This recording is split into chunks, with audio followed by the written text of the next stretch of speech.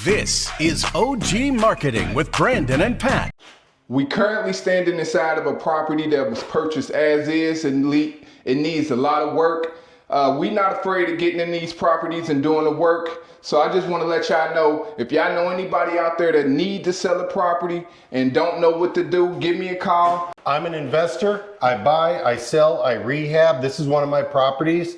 I work with Brandon. He wanted to see it, so I brought him over here today. We started a driveway project, but we buy houses, I don't care. When the guy brought this to me, there was a tenant upstairs that had to be evicted, so we couldn't even see it. But we wanted the property. The moment he got evicted, we closed 3 days later. That was the first time we got to come up here.